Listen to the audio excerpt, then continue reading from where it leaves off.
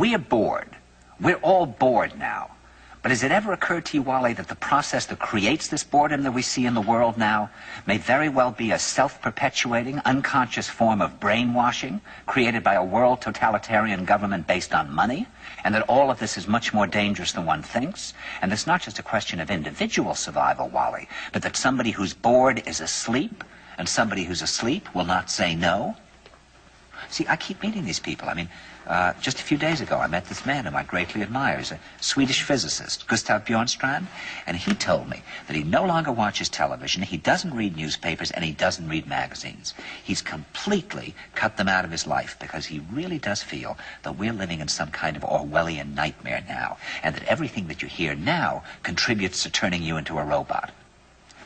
And when I was at Findhorn, I met this extraordinary English tree expert who had devoted his life to saving trees. Just got back from Washington, lobbying to save the redwoods. He's 84 years old. He always travels with a backpack because he never knows where he's going to be tomorrow. And when I met him at Findhorn, he said to me, "Where are you from?" And I said, "New York." He said, "New York, yes, that's a very interesting place. Do you know a lot of New Yorkers who keep talking about the fact that they want to leave but never do?" And I said, "Oh, yes." And he said, "Why do you think they don't leave?" I gave him different banal theories. He said, "Oh, I don't think it's that way at all." He said, "I think that New York is the new model for the new concentration camp, where the camp has been built by the inmates themselves, and the inmates are the guards, and they have this pride in this thing they've built. They've built their own prison, and so they exist in a state of schizophrenia, where they are both guards and prisoners, and as a result, they no longer have, having been lobotomized, the capacity to leave the prison they've made, or to even see it as a prison." And then he went into his pocket and he took out a seed for a tree and he said, "This is a pine tree." He put it in my hand and he said, "Escape before it's too late." See, actually for 2 or 3 years now, Chiquita and I have had this very unpleasant feeling that we really should get out. And we really should feel like Jews in Germany in the late 30s. Get out of here. Of course, the problem is where to go, because it seems quite obvious that the whole world is going in the same direction.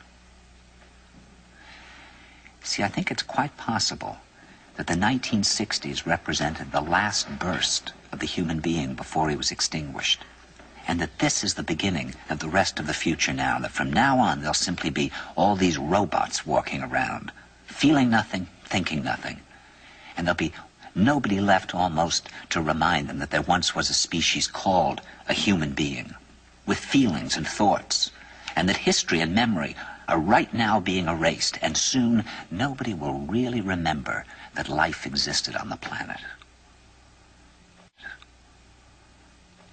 Now, of course, Bjornstrand feels that there's really almost no hope, and that we're probably going back to a very savage, lawless, terrifying period. Findhorn people see it a little differently.